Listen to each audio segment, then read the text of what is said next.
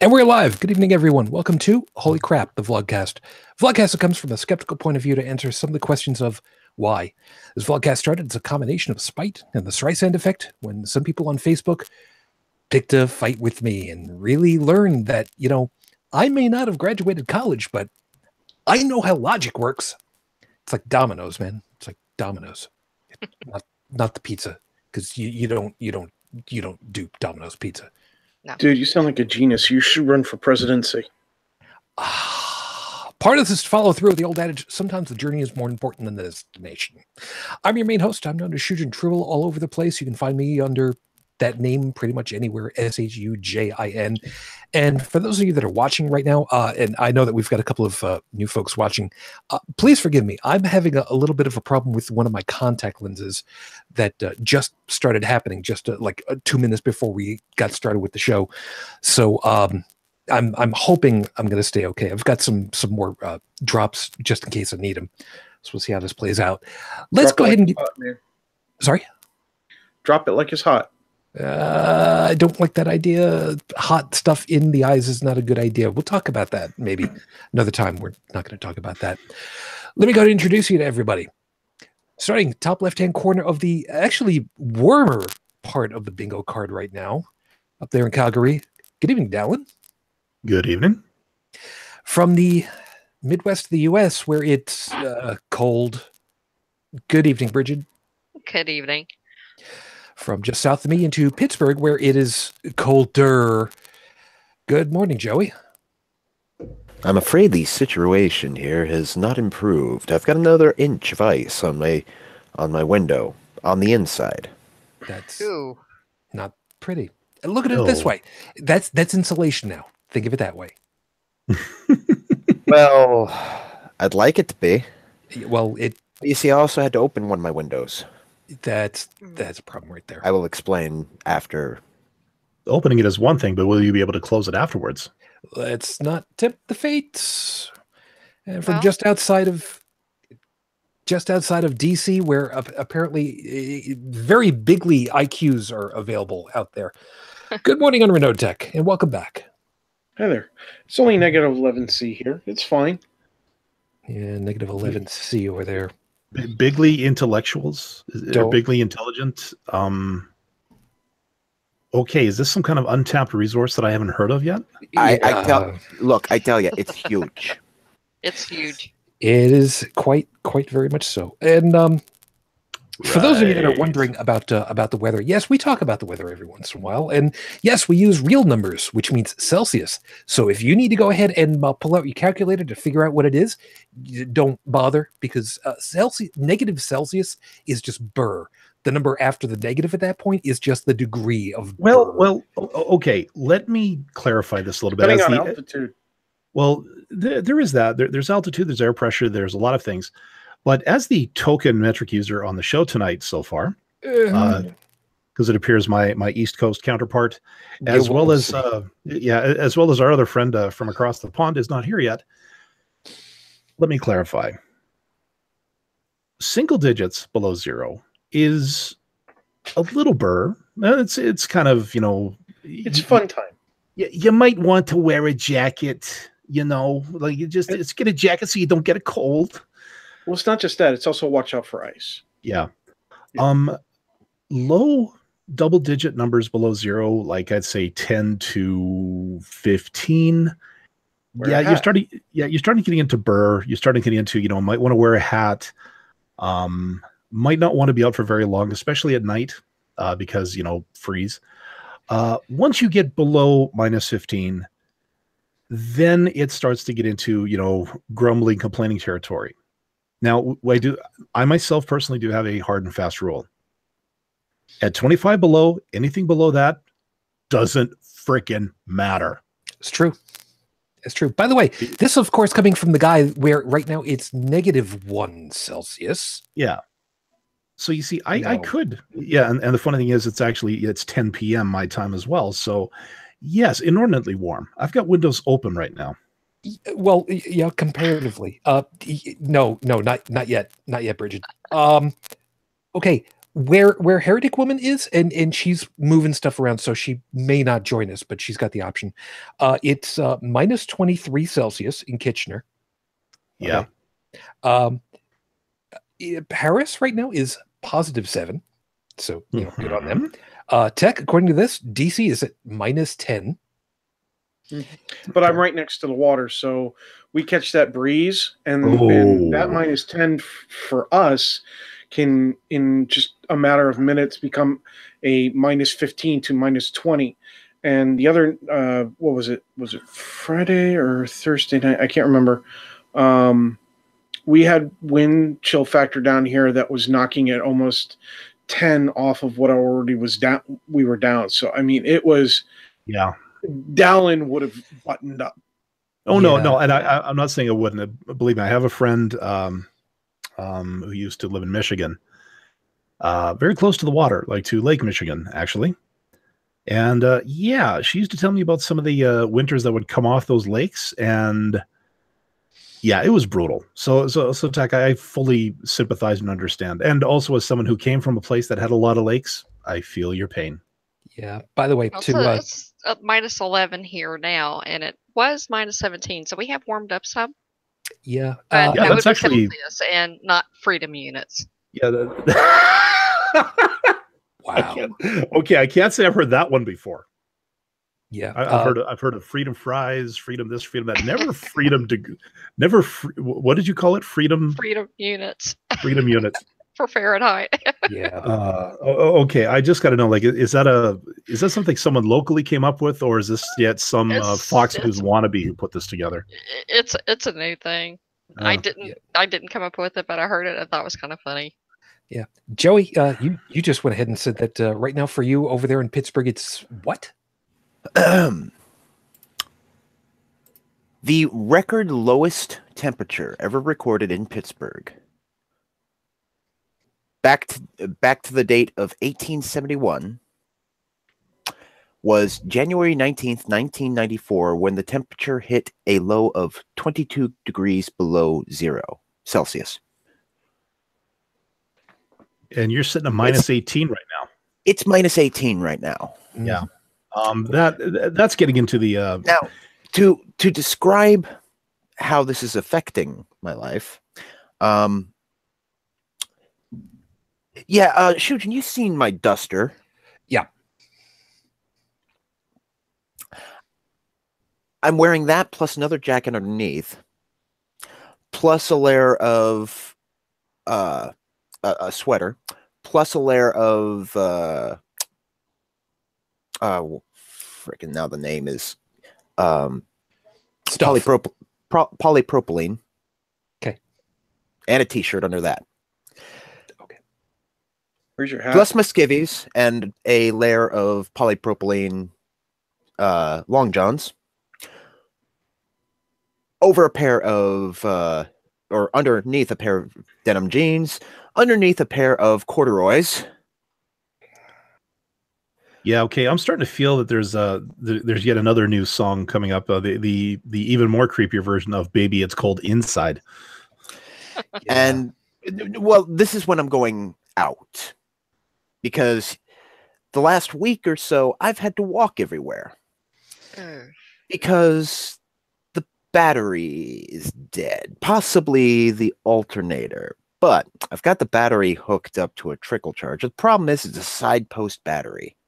It's all kinds of fun to do those. I remember those days. So I've got them clipped in such a way that, a corner of the clip, the one with the wire, is touching the threading on the inside of the hole. I'm not sure if there's enough metal contact for there to be a charge. Trying it out. And if it works, great. If not, I have to walk all the way to the hardware store, which nearest hardware store to me right now. Just quickly. I know. It's a walk. All right. How's that? Probably about 3 hours walking. Yeah, we're not having that. Anyway, and to flesh this all out, so to speak, where I live outside of Buffalo, in the ski country of Buffalo, which is very happy to have snow again, it is currently minus 19 Celsius. And for those of you that are aware, we like to pick on a little place that we like to call Yellowknife. Yellowknife is currently sitting at minus 12. Yellowknife, where normally this time of season, we should be measuring it as negative 40, and it doesn't matter which scale because it's the same at that point. They're at minus 12. They have a heat wave by comparison. Yeah. Yellowknife is actually one of those few places that actually has its own dialect. Like, you know, you go to countries like Norway, where quite literally each town, because it's so isolated, kind of develops its own dialect. Its own variation on the theme of the core language. Yeah, it surprised me entirely. Yeah, well, you see, like here in Canada, we've got we've got English, we've got French, sort of. If you can call it that. If Joseph was here, he'd be he'd be tittering patronizingly. That is not French. We have Newfie, which is kind of like what Michiganders would call Yoopers, kind of the same thing. But up in Yellowknife, we have this. Which is because everybody has a frickin' scarf over their face. So Charlie Brownisms. Yeah, how they're going to communicate now that it's so frickin' warm, comparatively speaking, this ought to be good. Yeah, chances are they're probably going to sound like Brooklynites or something. Here's the beautiful thing in my situation. I don't have a proper winter hat. That's www.gofundme.com/getjoeyahat. I have a fleece scarf, and I have the sort of wide brim, almost Indiana Jones-ish fedora. Yeah, that ain't going to do shit for the you. outdoorsy kind of thing. So what I've been doing is just draping my scarf over my head, wrapping it around, and then putting the hat over on top of that. Of course, that doesn't cover everything. So I broke out my shemesh.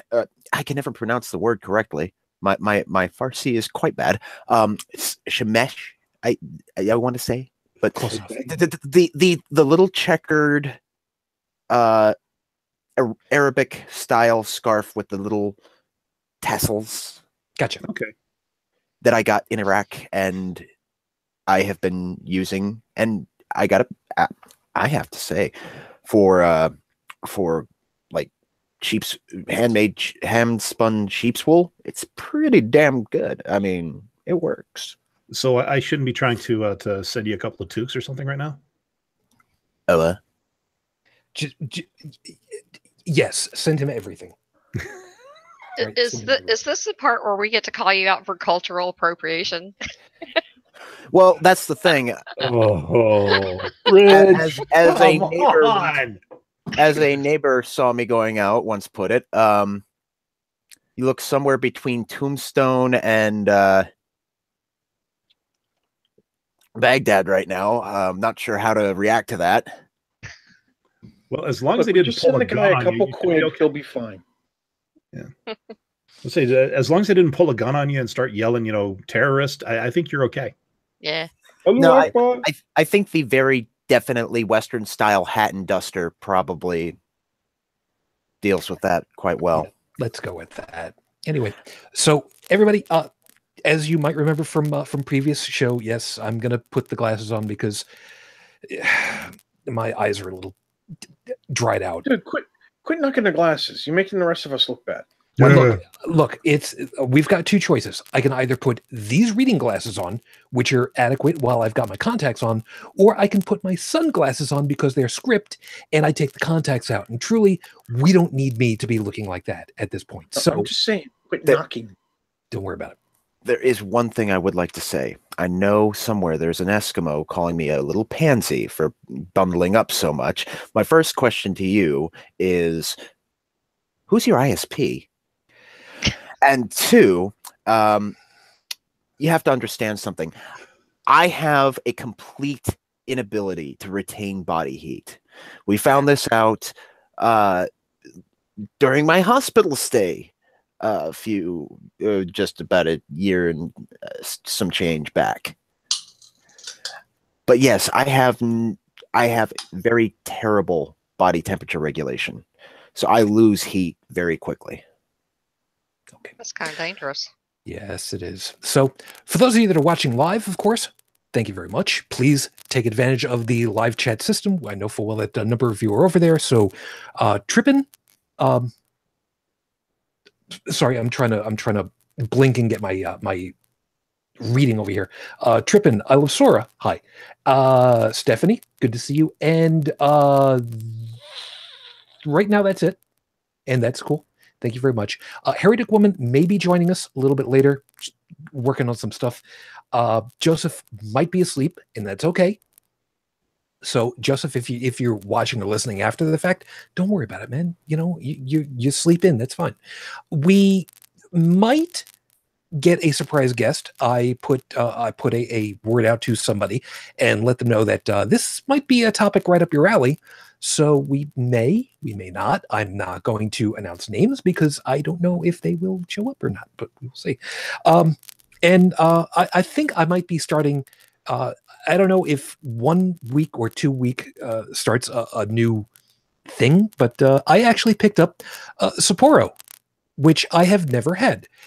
See, I don't like beer as a general rule, so I decided that while we were out at Wegmans and picking up some stuff, that I will try a beer here and there and try a one-off, because I actually wanted to get a one-off Guinness, but there is no such, and I'm thinking I might need to actually go to a pub to get a real just to try, because I figured I got nothing to lose by trying. If I like it, okay, then I find out that I like a social drink, and if not, well, and to be fair, I chilled it by having the little one put it just on the front stoop about an hour before we came on. So it's cold. I don't know if it's supposed to be cold when you drink it, but you know what? It's cold. So salute. We will see how this plays out. Anyway,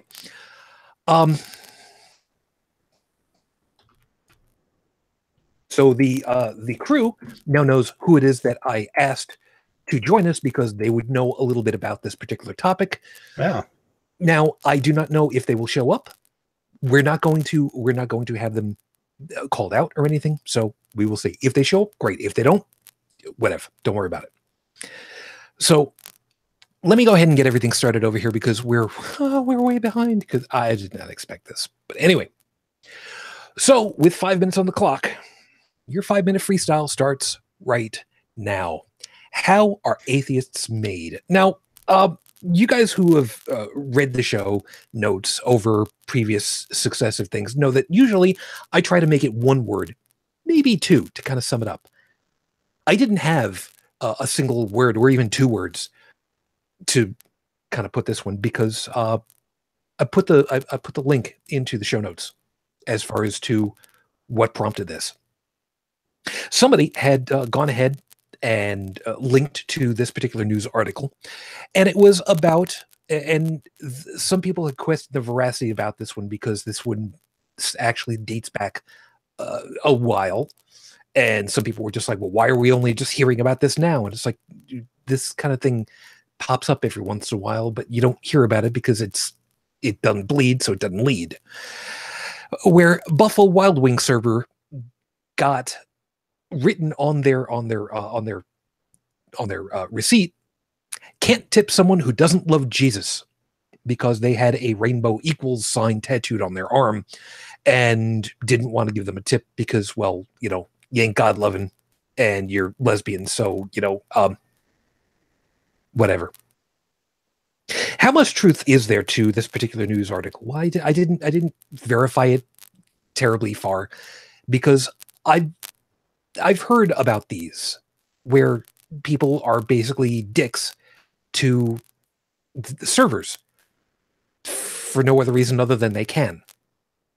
And they can get away with it, because what are you going to do? A gratuity is, well, you know, you don't have to do it. It's nice, but you don't have to do it. There's a whole other economics thing involved in all that, but we'll save the economics thing for another day. And what qualifies as a living wage when you're relying on tips, again, that's another thing for another day. But what got this to me was the person who had posted this had said, and I quote, "So-called Christians like this are why people become atheists." And I wasn't having that. I was not having that. I normally do not script out what I'm going to write. And I did not script out what I was going to say. But I decided that I was going to read for you verbatim my reply. And I want you to think about this one. My reply is this. And I quote, "No, people like this are why people will change from one Christian denomination or church to another, or shame those responsible to do the same." I'm going to pause here a second. How many times have we heard of Christians of various different denominations who will say that they went from whatever church they were in and decided they didn't like the way that it was being taught to them or how the speaker was speaking, and they decided that they would investigate other churches and go across town? Maybe they go from one Roman Catholic church to another, maybe from a Roman Catholic to an Orthodox Catholic, or maybe they went from a Presbyterian to a Baptist because they liked the way that it sounded differently, because they liked the way that it sounded as opposed to what they were being talked to before. Like that makes any sense. But I continue. Quote, "This has literally nothing to do with creating atheists. If it did, the entire congregations of Peter Popoff exposed as a fraud, Jimmy Swaggart exposed as using prostitutes on multiple occasions, Creflo Dollar, who begged his congregation for $60 million for a new private jet to replace one that got damaged, virtually all of the Roman Catholic Church, who's been shown to be harboring fugitives from justice regarding child rape, would all be atheists today. Being a dick has nothing to do with making atheists. It has nothing to do with telling people you shouldn't be an atheist, or you shouldn't be a Christian, or you're giving them a bad name. Nah, man. You want to know what makes atheists? When people actually say, please prove it. 2 words. That's what it takes to make an atheist. Just a simple challenge. Prove it. This is episode 195 on the docket, Your Honor. Social anxiety. Now, Dalan, this topic is something that you had kind of posed to us before. So I'm gonna kind of throw it back over to you for just kind of sum up for us effectively what we're gonna end up talking about. Oh wow, put me on the spot, why don't you? Well, you're the one who suggested it. I mean, you basically understand what it is that we're going to be talking about. Yeah, I kind of get the feeling. And I think actually this is probably the best place, the best kind of forum or venue to talk about it. Hopefully I got this one right. I've thrown a lot of suggestions at you in the past. Okay. There's 5 of us here tonight. Avid talkers, most of us. I tend to talk a lot because I don't know. Lord knows I don't like the sound of my own voice, but that's another story entirely. Yeah, but we also have people over in the chat talking. We have a lot of people that are tuned in and communicating, not just here, but in other things we do. Things like the Friday night show on Second Life, your shows on Wednesdays and Thursdays, my show whenever the stream connects on Sundays. And it's great. We have that layer of, I won't say anonymity, but I will say there is an insulation. We can turn it off. We can walk away. And, you know, if something's getting too heavy or something's getting a little bit too awkward, we can just step away from it. You know, consequences be damned. Yeah, semi-public, semi-anonymous. And that allows you to, or what I've noticed anyways in my life, is that it allows people to really let their guard down. Granted, it does get a little extreme in some cases. We have 4chan, we have shit posting, we have edge lords and shit lords on YouTube. All these people who realize that they can get away with this stuff consequence free, more or less. But it's amazing the complete 180 that some people go through, or that some people have, when it's no longer a webcam and a monitor. When you're not hearing with headphones, but you're actually listening to the guy actually talk in front of you, face to face, like actual physical meeting in meat space, basically. And it's amazing to watch these edgy, overconfident, hyperbolic, well-spoken individuals suddenly turn into a bunch of drooling, stuttering idiots when they actually have to meet with you face to face, because now suddenly you can't just turn them off. There's no more, suddenly there is a consequence. If you start to walk away, you go like, yeah, that guy actually is a dick. And you ever notice you're on the phone with somebody, could be very polite, that kind of stuff. You have good conversation, but then you get out into the real world and you have a similar conversation with, a customer service rep or something, and you fall apart. Or you're in a chat room, you have no problem saying whatever you want. You get out of your car, you're on your way to somewhere, and there's somebody standing in front of the door to the store that you want to go into. And you actually have a momentary impulse where you don't want to go into that store because you actually don't want to get near that person.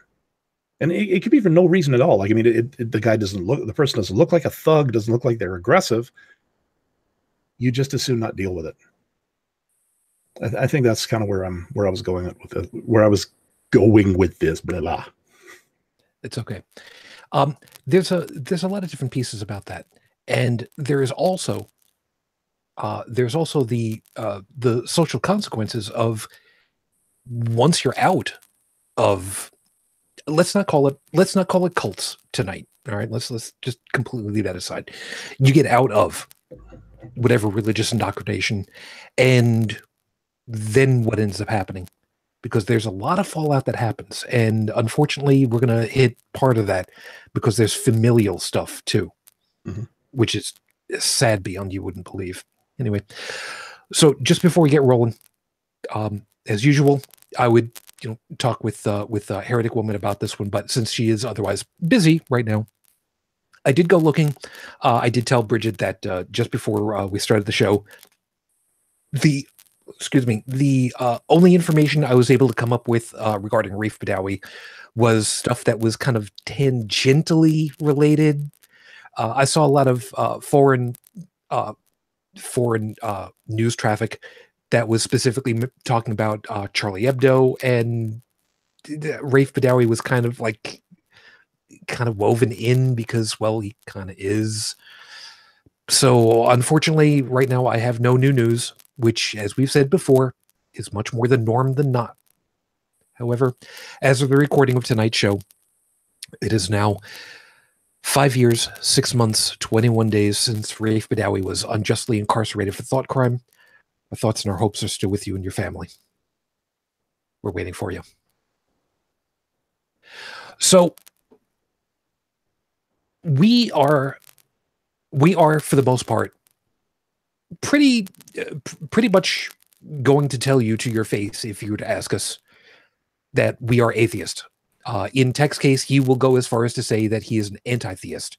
That is correct, right? I mean, you would qualify. I have my moments where I have very strong inclination for anti-theism, just because I see, there's always something being done where somebody's being repressed or downtrodden upon, and using and religion is being used to validate that behavior. But sometimes you see it in the news in like large groups, all kind of happening, it comes in peaks and valleys and such. And so it's peaking, and it's like really, really a lot of it all getting on you. It's like, just get rid of all of it, because it's hitting you like an avalanche. You're looking at all this going, if we just got rid of religion and dogmatic practices like this, some of this would go away. Not all of it. Not all of it is religion's fault. But religion is a really good system to validate people's mistreatment of others. To paraphrase George Carlin, it's all BS and it's bad for you. Yep. So that being the case, I wanted to get that out there to make sure that for those of you that might be new to the whole damn thing, I want you to remember that we come from the position of, well, we would like to think skepticism. And I say it that way because we try very hard to be skeptics about pretty much any and everything. Doesn't always work because, you get caught sometimes. It happens. But we try. And because of that, we are, for the most part, atheists. We do not believe that there is a God, or more appropriately, we have not been demonstrated to date that such a being exists. Yeah. Now, and we're not that much different from Christians. Right. One Christian denomination. Gods. Yeah. Don't believe in the Thor or any of those ones. So we just believe in one less than they do. Which is the old trope. Now, I'm saying that, and I'm kind of whitewashing a little bit, which is very unusual for me to do. But like I said, because we do have some new folks, I wanted to make sure that everybody understands, and we're all on the same page, because it's new year, new people, that what we do, why we talk through, is not because we're trying to tell somebody who might still be a believer that they're dumb. Not by a long shot. We will not tell you that, and we will not think that. We will, however, challenge ideas, and that's why I wanted to make sure that I got this out right off the bat. Please, if you are new to this and you might take some kind of offense to how we talk about things, please remember, we are talking about ideas, not individual people. And if you have something that you want us to, kind of talk through, please, by all means, take advantage of the chat while we're live. If you want to live tweet, I do have that up.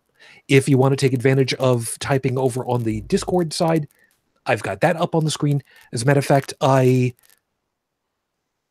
do see that TDTF pod just sent something through, and unfortunately, I can't read the whole article because I'm talking, and I can't do that. I'm not that good anymore. But that's interesting. Cross-posted from Hemet Meta. Christian congressman, God forgave me for sleeping with patients, paying for abortions. Oh. Now, I want you to know something. Of course he did. I want you to know something. Brigid and I have been in discussion about a medical show that is going to happen. So let's not get me riled up about abortion and such today. Let's really not do that. Okay? Just warning you. Because, she will tell you, I said on many times, I'm on board. Because I'm as right royally pissed as everybody else. So let me start off with a piece about this whole thing,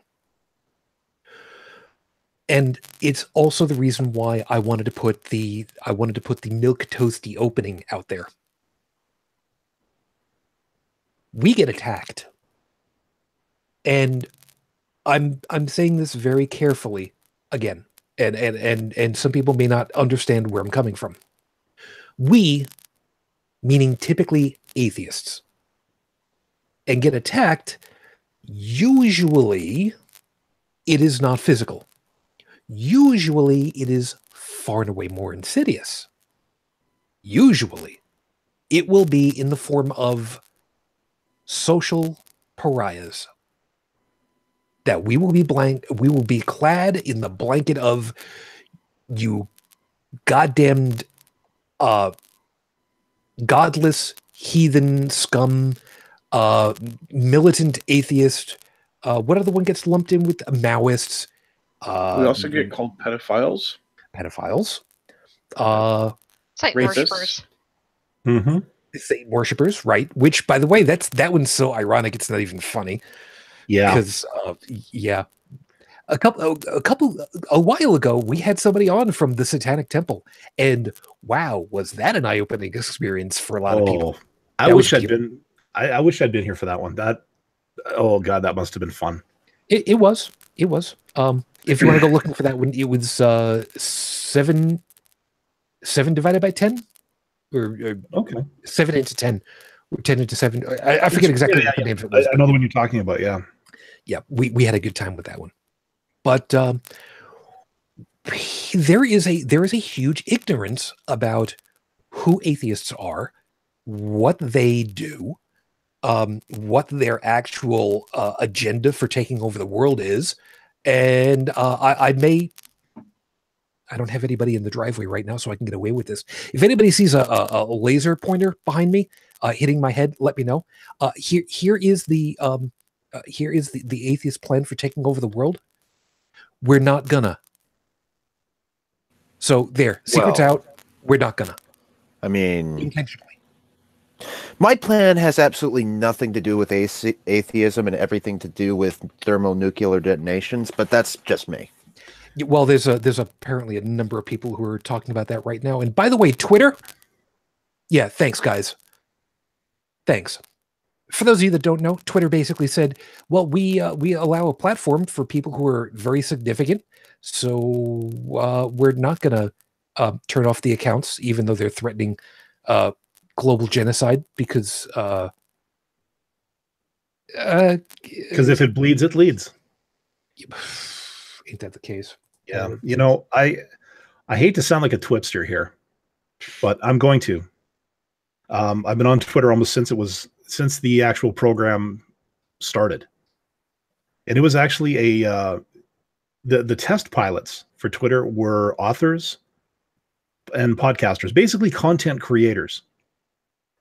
And it was just a way that it was a quick way for us to keep in contact with, our favorite authors and favorite podcast personalities, announce when new episodes were coming up, be able to click links. And then, like so many things, it went mainstream. Now, to be fair, applications and platforms like that do need to go mainstream. They have to get to the public reach if they want to stay in business. It costs money to run stuff like this. So unfortunately, you have to open it up to the masses. And I'm not trying to sound like an elitist here by any stretch of the imagination. But as soon as you do something like that, you open shit up to the masses like that, the dumb factor is going to come in like an avalanche. Hold right there. Hold right there. Because I'm sorry to cut you off, but you're going to see that I'm actually doing a good thing. Mm-hmm. Opening it up has made it possible for a lot of people to go ahead and say, look at me. Case in point, how many of the highly religious have gone ahead and gotten their word out there? I'm specifically thinking of groups like Answers in Genesis. Oh, I agree. And the thing of it is, we get the opportunity to see just how positively inane they are. And we in the skeptic community will call them out on it. And then we will get badmouthed because we went ahead and we said, look, I found out that you're wrong. And you're continuing to propagate something that is known to be wrong. I don't want to call it a lie, but you're making it really hard for me not to. Yeah. And actually, I think Joseph would have a few things to say about that too, about like the way he always talks about, the absence of critical thought in mass populations. You know, they look to the leader, and it's the leader that says what is, or what should be, and what shall be, what is the law, et cetera, et cetera. And like you were saying about how so many people don't quite understand how atheists, or what an atheist is. And so they throw every single pejorative buzzword they can at you, hoping and, no pun intended, praying that something sticks. But they're doing it because they need to. They need to keep the fear going in their herd, if you will. I second that sentiment, because one of my favorite things to hear when people find out that I'm an atheist is, but you're so nice. Mm-hmm. And the thing is that they have to keep it up, because if it stopped, if people stopped fearing what atheism is and actually took a look at it and saw, like, wait a minute, so what you're telling me is that you've read the Bible, you've read the Quran, you've read the Book of Mormon, and you are actually in a position where you can tell me exactly what's in it and offer up these kinds of critiques? Yeah, okay, yeah, Mr. Osteen, you're going to have to pay for your own dental surgery from now on. You know, it's they thrive on the collective ignorance and the unwillingness for many people to actually learn. And this also kind of goes back to something I said about Lewis Black a few shows ago, where, I mean, Lewis Black, he's a hell of a comedian. The first Jewish alcoholic I ever met, or ever heard about. But one thing he talked about was that if the media had started to do like in-depth studies or in-depth documentaries on the origins of the Taliban, like I'm talking completely unbiased, facts only, you know, National Geographic the hell out of this thing, so that people could understand why the Middle East hates the West so much. Like, where did that come from? If that had happened, you know, back around, you know, in late 2001, early 2002, I wonder how much support going to bomb the living teetotaling hell out of them. I wonder how much traction that would have had if people had been properly educated. I mean, it still sucks that this happened, but I mean, well, look at the so-called Muslim ban. The countries that are involved in that, you know, not even close to the ones that are the real hot button countries. The overall treatment of most, you know, of Muslim people. I mean, now I'm not one of these people that's going to start screaming, you know, Islamophobia, because that's bullshit. Okay, let's just get right on and say that. The reason people are so scared of it right now is because the news is constantly hitting people up with, hey, look, an ISIS terrorist just truck of peace to a whole bunch of people in Paris, or did the same thing in this country, or there was the motorcycle of peace somewhere else. Like, the fear is what keeps people going. And it's what keeps the religious figureheads in power and in the black financially. And I think they're scared to death of losing that base, which is why they're baby killers, they're pedophiles, they're putting water, they're putting stuff in the water to make the frogs gay, you know, all that kind of stuff. I'm gonna latch on to them for a long time. Yeah, can't say as I blame you. And by the way, TD, yes, I am seeing the tweets come through. I'm not quite sure how to respond to them, but I see them come through. Don't worry about that. Fortunately, I turned off I've turned off my phone's bleepy, so I don't have to hear it going off every couple of seconds. So good on me on that one. Joseph has said on many occasions that, and Dalan was just referencing it, that, you know, we've got so many people, no matter where they are, where they live, what economic strata, what country, it doesn't really much matter, but they just will not They simply have abdicated. Fuck. Yep, abdicated. You got it. Abdicated. See, I don't normally use the word. It's not the beer that's talking, because I'm not really liking this. Anyway, they've basically abdicated their reasoning skills, and they've basically said, "Okay, you tell me what's right and what's wrong, and I'll just follow along." Sorry, I had to sneeze. We try really hard to not. In some ways, for us, it's fun. I will say it. If you go looking at the Holy Crap Facebook page in the photo section, you will find rather lengthy conversations that I have screen capped from Facebook, where I have gone ahead and I have gone through and, well, dare I say, and I say this in all humility, eviscerated many people's poorly thought out arguments. And I say that not because I'm trying to trump myself up, forgive me for using the expression, but there have been so many times where I have picked a fight with somebody, not to pick a fight, but just to say, look, I don't think you're quite right here. And you're not quite right here.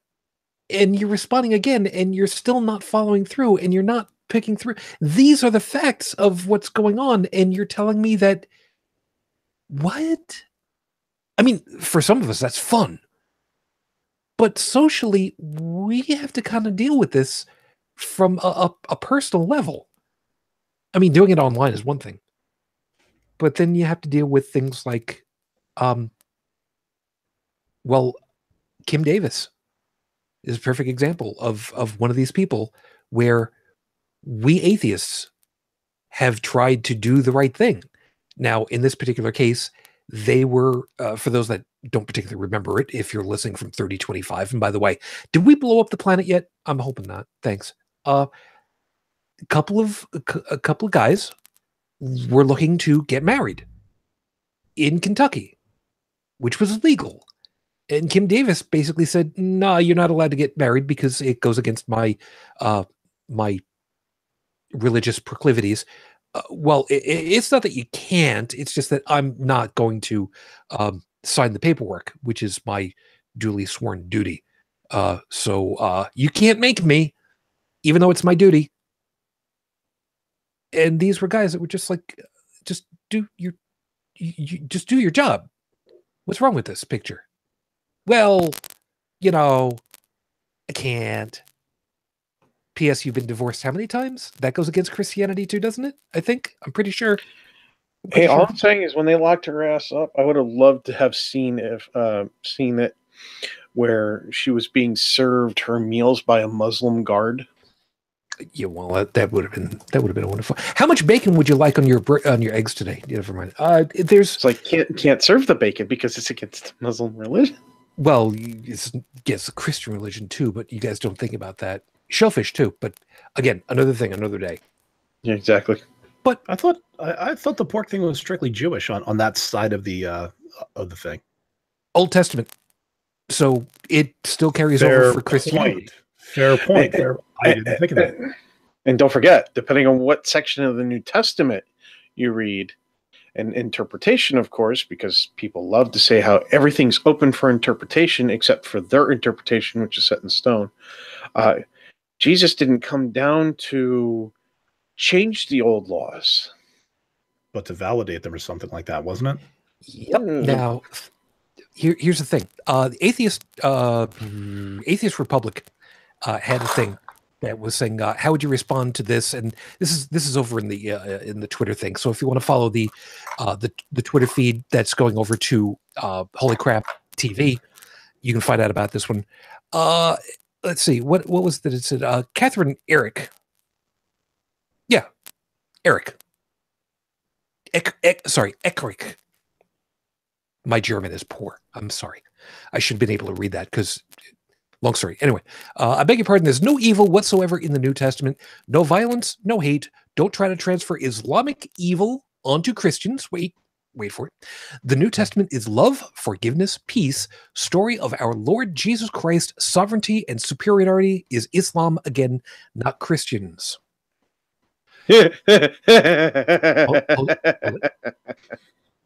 Allah is Yahweh, is the God of the Bible. It's all the same. It's the Abrahamic God. Now, however, one of the people who had responded to this answered back exactly right. They quoted chapter and verse. Matthew 10:34. Do not suppose that I have come to bring peace to the earth. I did not come to bring peace, but a sword. Mm-hmm. Let's also remember that there is a section where Jesus supposedly says that you are to leave your parents, leave your family, leave everything behind, and in order to join me, give away your money, and something about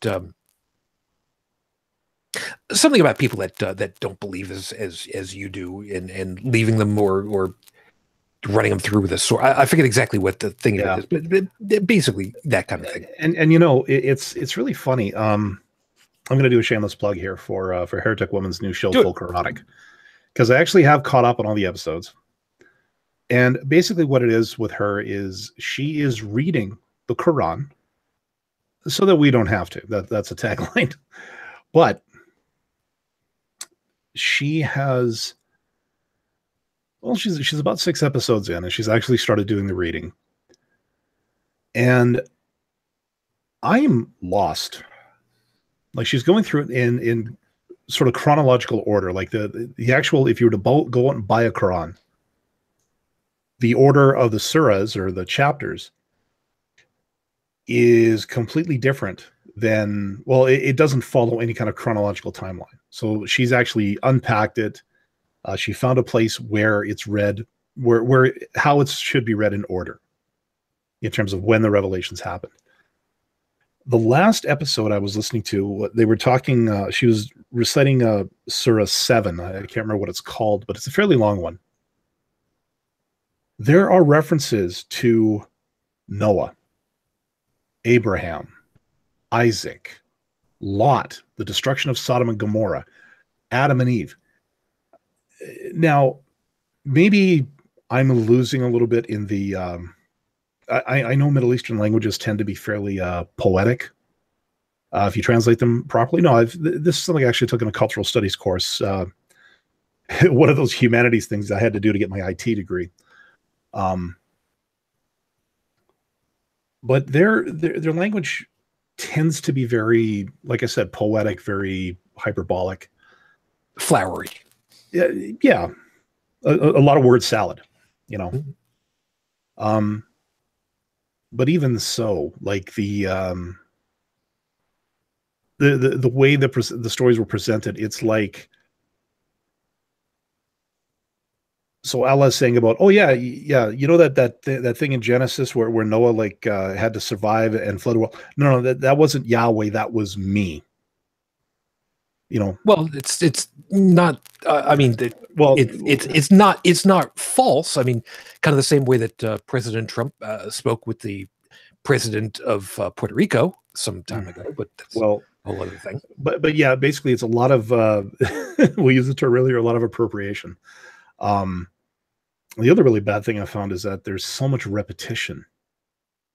Like there are 3 or 4 chapters that reference Noah each time and go, hey, and are basically saying, look, see what I did to this guy here? Yeah, that's why I'm awesome.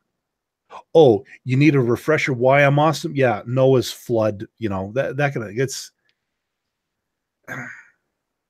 either I'm not drunk enough to fully appreciate this, the Quran, or it really is written that badly. Oh, dude, you can have. I got you beat. Apothic Inferno.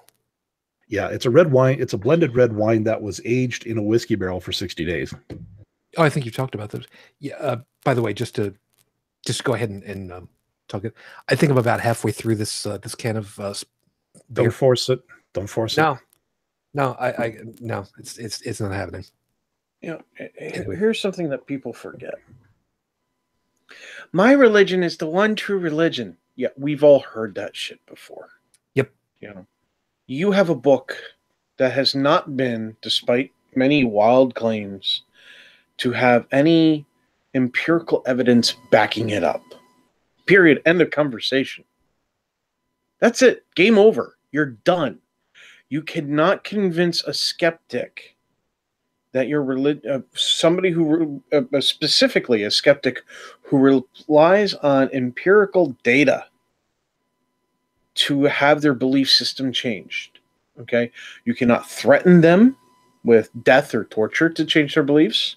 Then they'll just start saying that they believe, but they won't. If you don't have the empirical data to back up your book is not going to convince them. That's it. You're done. Okay? And you know, I don't think it would be so bad. Like I don't think religion on itself would be such a terrible thing on a personal level. But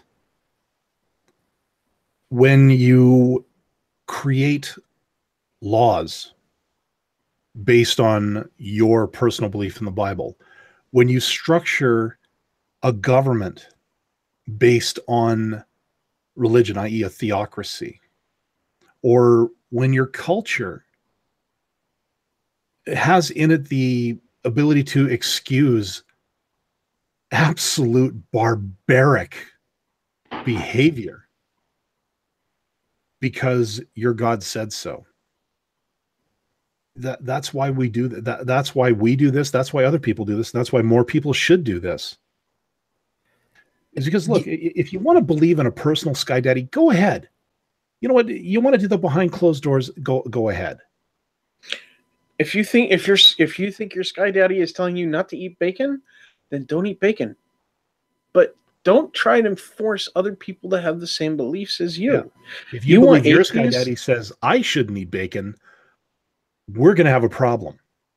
Yeah.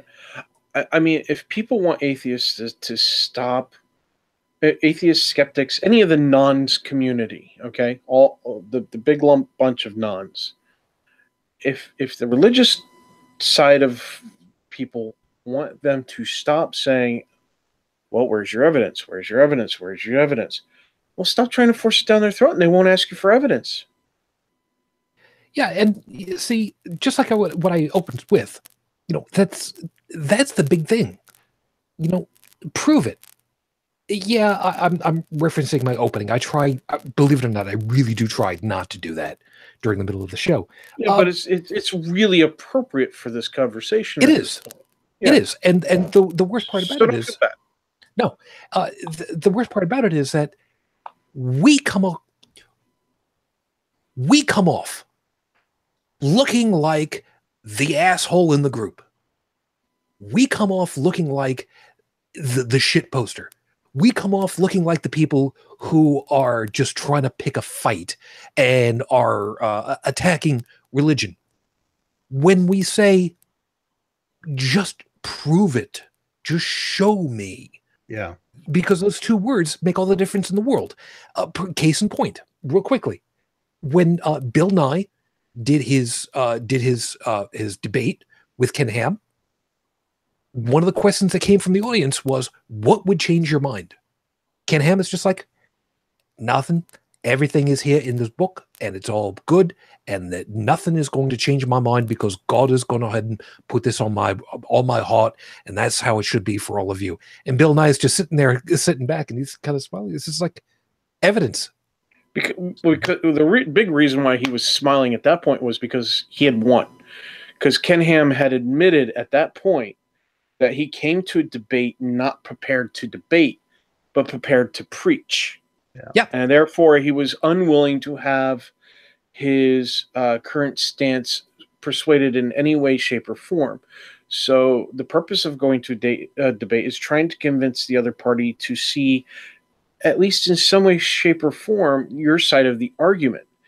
But going into that debate to do so, to take that action, part of the commitment is to agree that you have to be willing to be open enough that your opponent gets a chance to try to convince you to see their side using arguments.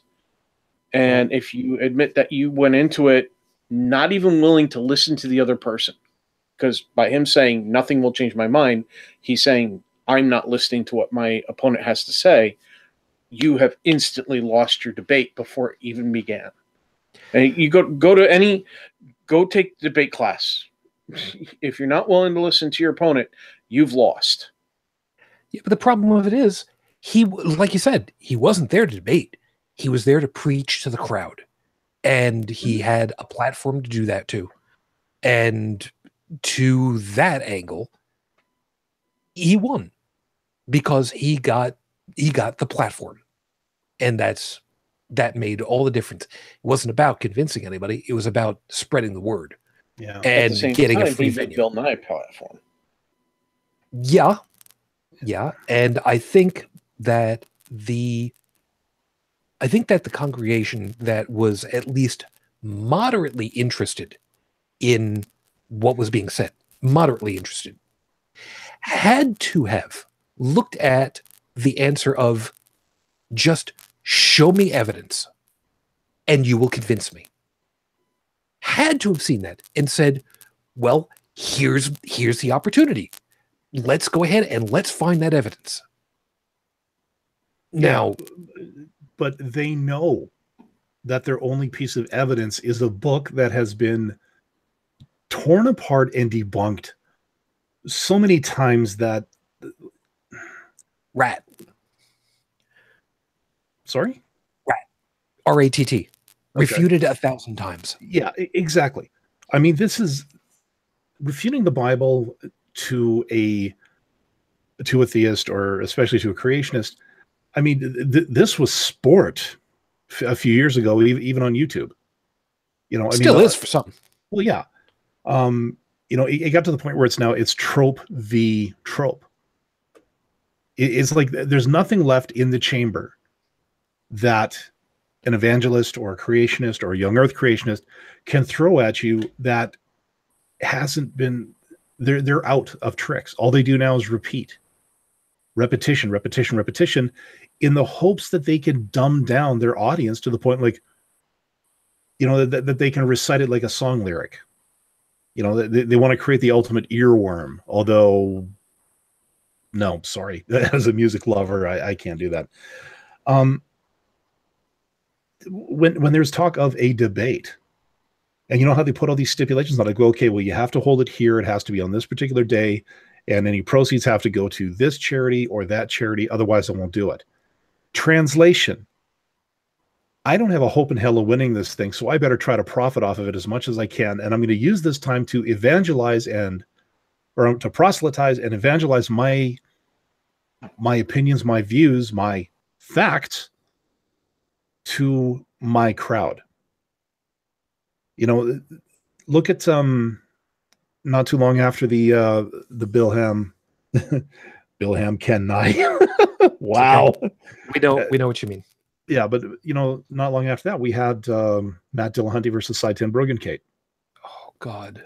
Now you want to talk about hold it. Before anybody goes looking to go, what in the hell are you talking about? I'm going to save you a lot of time and a lot of brain cells.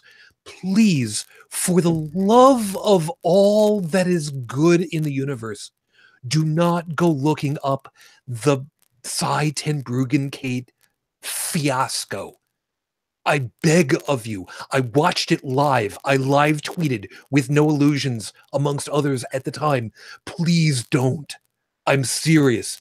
It is absolutely mind-numbing because he is such a fool.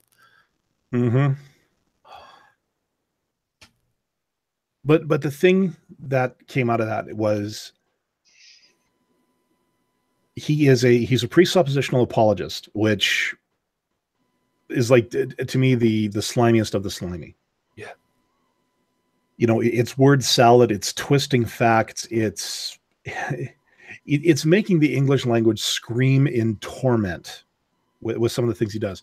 What I found really interesting, though, is that he does his opening, and then it goes to Matt, and Matt says, you know what? I knew what he was going to say because I know his type. That I wrote this out last night. On the basically, plane. yeah, I basically hammered every single point that Brigid had put down in his opening argument. In other words, it's all formula. It's all, like I said, repetition. I want to turn this around a little bit, though. Like we're talking about social anxiety, and at least from the point of view of how a religious person sees an atheist like us. And the one thing I want to get onto is I've been watching a few videos from the Ark Encounter recently. Why? Because I'm bored as hell.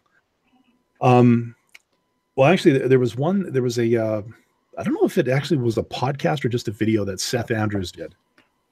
Seth Andrews from the Thinking Atheist radio podcast. He interviewed 4 people that had gone to the Ark Encounter on opening day. Aaron Ra was one of them. David Silverman from FFRF was another. And there were 2 others. For the life of me, I can't remember their names, but they're both great video personalities. And, oh yeah, one of them is she's one of the content managers for the Friendly Atheist blog. So she works with Hemant Mehta. And apparently she was recognized by Ken Ham. Ken was going around talking to people, questioning them, like, well, what do you think of this? This is so awe-inspiring, isn't it? Blah, blah, blah. And apparently the second they locked eyes, Ken just kind of turned up his nose and walked away. Another time, same tour, if you will, Aaron Ra was walking beside Ken Ham.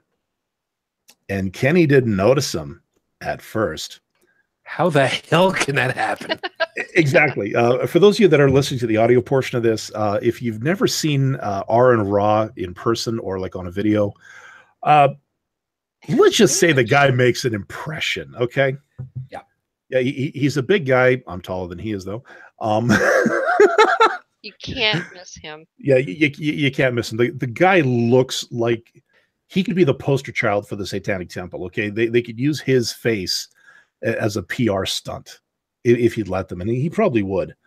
But the second Ken Ham locked eyes with him, apparently the reaction was fear. There's also been there's another guy I was listening to. He's a YouTuber. I don't follow him too much, but apparently his shtick is he wears a wearable camera like Google Glass or one of the competitors. He went to the Ark Encounter, and he was wearing a baseball cap from Universal Studios that had to do with the Halloween hunt. He was actually escorted off the property, placed into a police car, and driven back to his truck. Now, the original accusation, he was filming video content on the Ark Encounter, like their view screens and stuff, which he wasn't. He went full disclosure, turned over the videos. There was nothing there. Then it was because he was wearing a Halloween hat, which was, of course, considered satanic. Paper thin accusation. And what I think actually happened was, I think they figured out who he was just from the fact that he's a YouTube atheist personality. And they hate the fact that there are so many atheists going to the Ark Encounter because they're scared of the press. So they're like me. I'm nobody. This is my only real contribution to the so-called atheist movement these days. But as you said, you've gone to a couple of conventions and people have recognized you as, a holy crap personality, which leads me to wonder. Yeah, which leads me to wonder if I'm ever down south, doing an on-site, and I actually have time to go see the Ark. Would one of those guys actually single me out? Like, would I be followed by a security guard? Would I be harassed? Like, that's the thing. My job puts me a lot of times in the Bible Belt. I mean, I've been in the buckle of the Bible Belt more times than I care to count in my 6 years working there. And I keep my whole religious views things on the very down low, because I'm there as a representative of the company. I'm not there as me. I'm there as the brand that I'm representing. A lot of people wouldn't see that distinction. So to me, there is a bit of anxiety in that department, especially when I travel. Is this the day that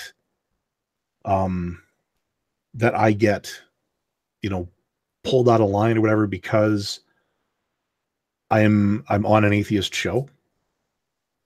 Am I going to be seen as, am I suddenly going to find myself in the back of a police car because I'm an atheist? And I'll tell you, when Trump got elected, that was a legitimate fear I had. That now I have not been in the States since he got elected. So I've only heard stories. Now, most of my coworkers, they haven't had a problem. Even some of the ones who are of well, I've got a guy from Iran who works with me.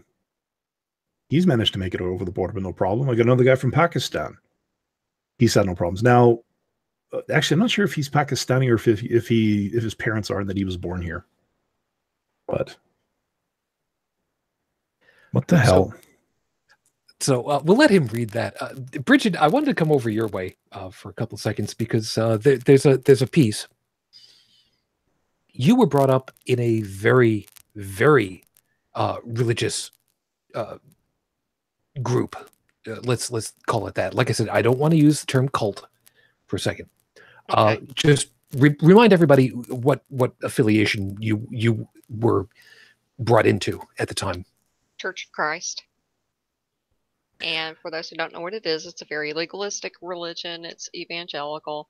They take everything in the Bible quite literally. They're young earth creationists. And if it's in the Bible, you don't do it. Now, you are one of the relatively few that found your way out.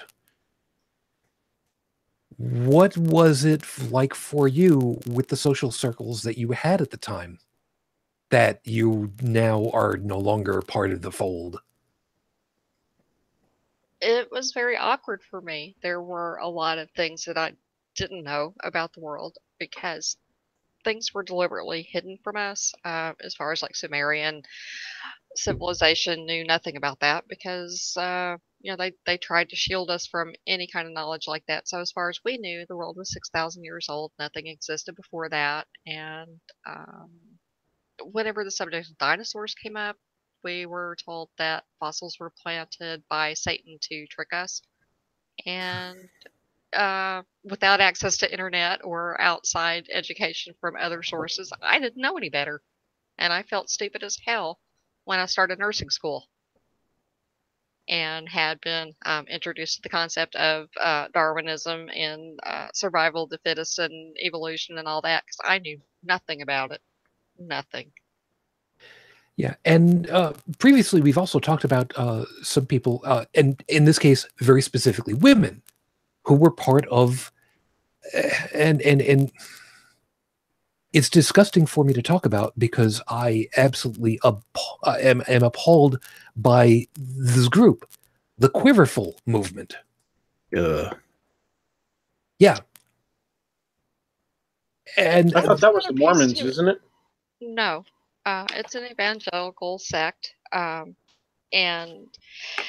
mine was not quite as bad as that, but along the same lines, we didn't believe in using birth control.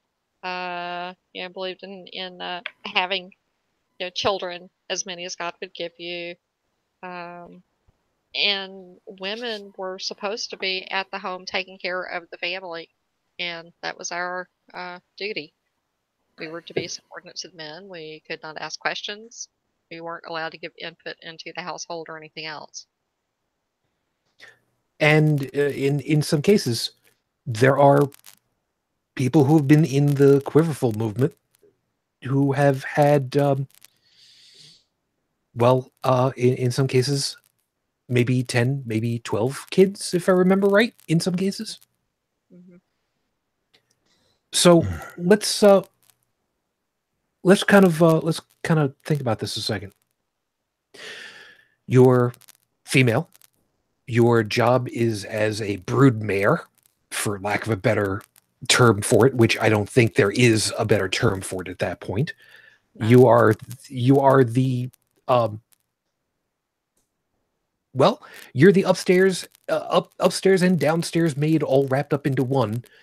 You are the comfort woman of the place. I forget what the socially accepted term for comfort personality is. And you find your way out. Somehow or other, you find your way out of that. 10 kids that you birthed and raised now look at you as, what's wrong with you? Your husband, who was following through, now thinks that there's something wrong with you. Your entire isolated social circle now thinks that there's something wrong with you. Where does this leave people, especially these women, these people who have been married for 10, 15 years, maybe 20? Where do they end up socially with their family and their extended family and their sect, for lack of a better way of putting it? Because the sect is basically the entirety of your social structure at that point, no? Yeah, it is. I know that when I was disfellowshipped, I lost my whole, church family, my social circle. Yeah, I mean, I was pretty much left on my own, and that was really scary for me at first, because I had come to rely on all these other people for my social network because that's the way it was done. And work? Well, I mean, at least I was in the military, so at that time, I had people who were not religious, which helped. They weren't really atheists. A lot of them were Christians, but at least when I got disfellowshipped, I had my coworkers. Yeah, and UnrenownedTech is pointing out a specific item. Tech, go if you want to go ahead and say it out, because I mean, we might as well make sure that we've got it all clear. I think we've touched on it once or twice in past episodes, many episodes ago, many moons ago. Disfellowship is basically getting shunned. And for people who don't know what shunned is, you are treated like you don't exist. It's not that they ignore you. You're dead to them. You don't exist. Period. You're gone. You never were. Yeah. Now, one of the people that I had, as I was saying, who I had invited to kind of be interested in the show and would have a seat if they wanted, grew up with the Jehovah's Witnesses. If you fall away from being in the Jehovah's Witnesses, you're out. Your family is supposed to no longer deal with you. You're not supposed to be able to deal back with them unless you make a complete, apology. I forget exactly what the terminology is for it. It doesn't really much matter. But, unless you're restored to the church or to the faith. Yeah. Which, amongst other things, would probably involve probably paying, let's not call it a fine. Let's call it, for them, it would probably be basically paying back tithing. That's probably the nicest way of putting it, because you've missed out on all this time. So pay us the amount. Call it making restitution, but yeah. Which is because God has to keep those ledgers nice and straight. Of course. But the problem is not just with keeping with your family socially that way, but if you wanted to try to talk with people this is something that Brigid and I had talked about briefly at one point, some couple of episodes back, that if you knew somebody who was questioning, it was the way that I'd put it, for instance, for Brigid, if there was somebody who was kind of questioning your take on it when I was kind of posing that was, no, it just doesn't happen, right? Right. And B, if somebody did, you've already got the programming that says no, you know you're not allowed to do this. You're not allowed to even think of this. That's bad. That's the way to hell, and keeps you all away from it. Yep. It's quite effective too. So here's the piece, and like I was saying once before, if that person who is questioning is you, is it even possible to discuss with these people while you're in the questioning phase? Nope. And then you're out, and you know that you're out because you're just, I can't follow this anymore. I can't be part of this.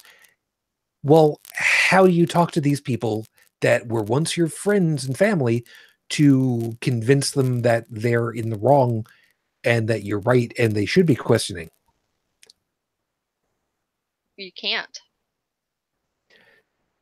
I mean, you can try, but they have the same programming you had of, la la la, I can't hear you, and this is awful, and they recoil away from it, and they just won't even entertain the notion. Now, that's dealing with people who have a vested interest in staying part of that fold. So now let's kind of take this outside a little bit further. People who just are in whatever faith they're in. General Christianity. Could be almost anything. Could be Baptist, could be Presbyterian, doesn't matter. But they've got a lower form of a less generous form of what we're talking about.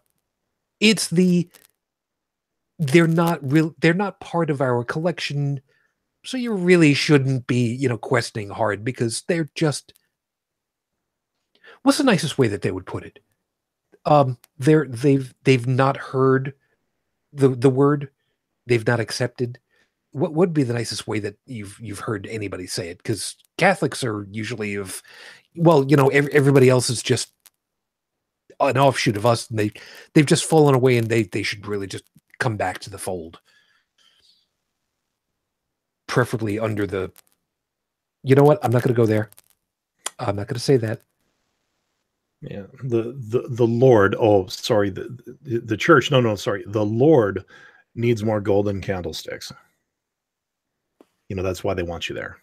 Wow, dude, talking about taking a photon torpedo across the front bow. Hey, damn. Look. I grew up. The church I grew up in was Spartan, to say the least. Not a lot of. It wasn't very ornate. A lot of good stained glass windows, but. Yeah, I know exactly where you were going with that. I'm sorry.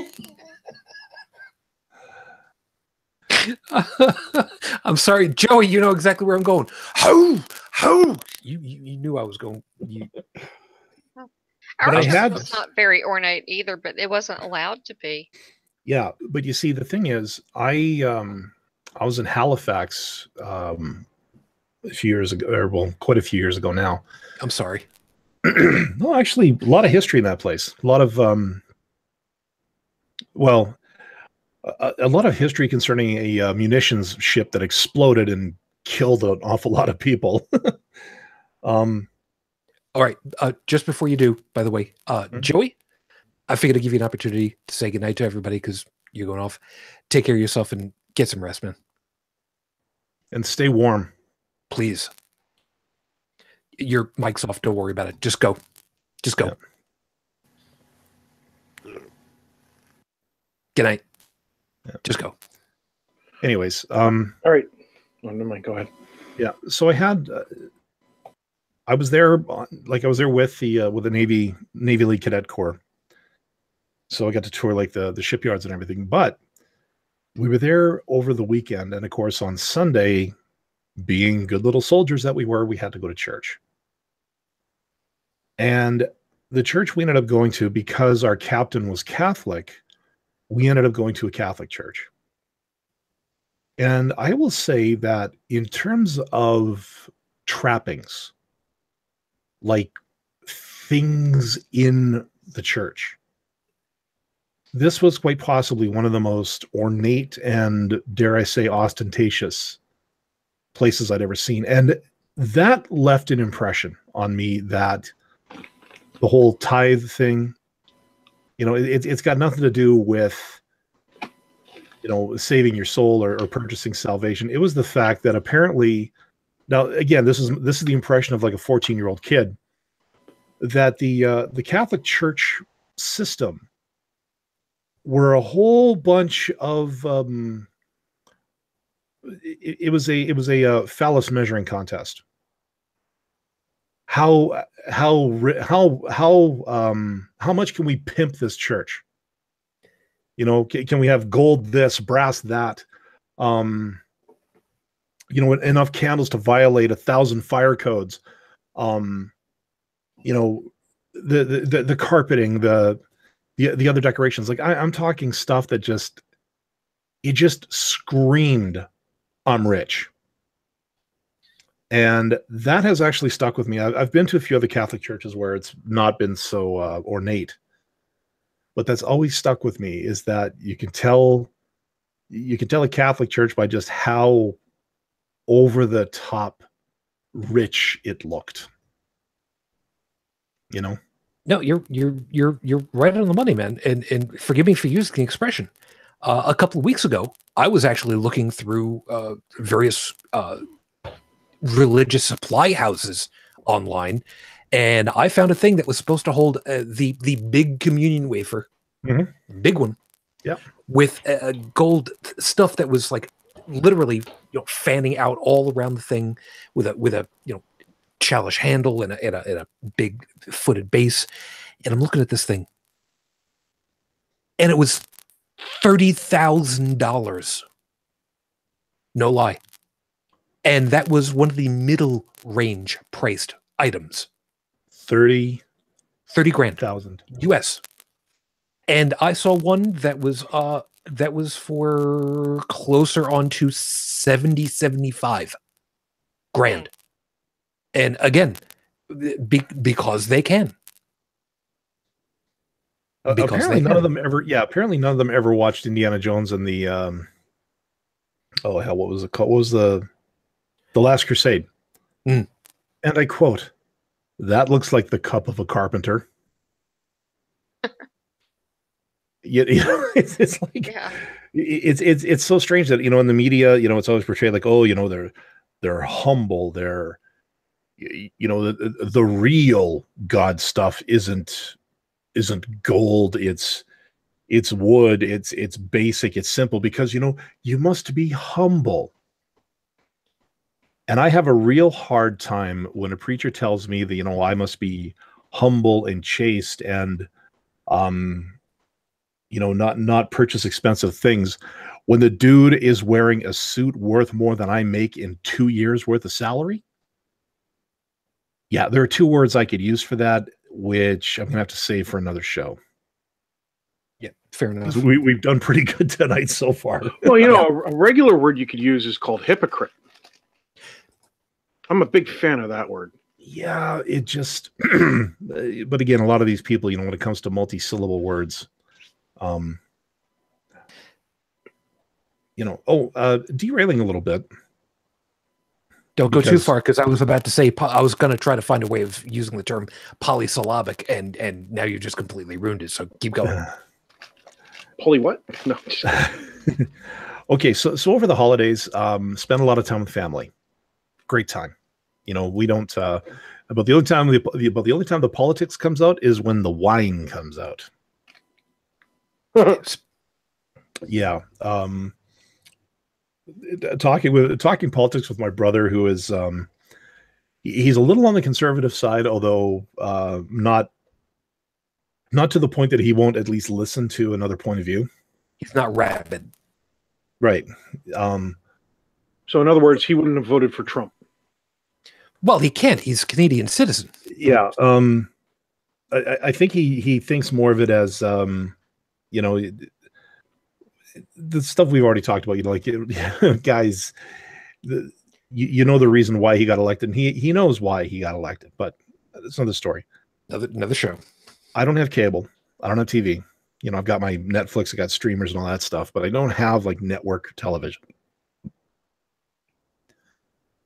They're flipping channels looking for a Christmas movie because why not? And I see an infomercial that I thought was dead. You mentioned him earlier tonight, Shujin. Peter Popoff. And his sacred blessed water. Okay. By the way, it was said earlier tonight that we've been very good about keeping our language. I almost made an oopsie. Almost just made an oopsie. Yeah. I'm watching this and I'm trying as hard as I can not to laugh. It's more of that shock laugh. You know, we're just like, okay, look, there was a great YouTuber many years ago. His name was DPR Jones. I think his stuff is still up. He went after Popoff on this very thing. But we are talking almost a decade ago. And actually, it says a lot about, you know, the kind of impact a YouTuber has when it comes to making a difference. Because this guy verbally dismantled, you know, everything to do with Popoff. Even tried to, you know, spoof him a little bit. And he's still pulling the same scam after all this time. Oh, yeah, because it works. Because people forget. Well, and again, I would dare say a lot of Popoff's audience are not YouTube watchers. Or if they are, it's cat videos. You know what? Hold on a second, Tech. I think that I think you're on the right angle, but I don't think that you're quite right. It's not a matter that people forget. I think, and this is something that Joseph would probably say, would agree with, that these people want to believe. There's that. Yeah, well, there's that too. I mean, there's what was it I've said before? You know, financially, when you hit that desperation point where you're reading all the woo books, you're reading The Secret, your Deepak Chopra, because you're looking for that tiny sliver, that glimmer of hope, even if the common sense part of your mind is screaming to turn away, there's a comfort in that. Even if it's a false hope, there's still a comfort in it, because anything has to be better than the situation you're in. You know, I've been there. I've been to that point where, you know, they say, you know, are your money problems keeping you up at night? Yeah, they kept me up for weeks at a time. Yeah. You know? Yeah. Well, here, donate 10% of what you do have to us, and we'll tell you everything's going to be all right. Well, thankfully, I never got that far, because, you know, it's like, okay, so you want me to donate 10% of nothing to a church that's going to pray for me depending on how much money I give, which is 10% of nothing. Hi, logic? Yeah, that doesn't exist. But reading things like The Secret, where, you know, like, if you believe in it real hard, it'll come true. Yeah, or, you know, something's getting hard and something's coming. Yeah.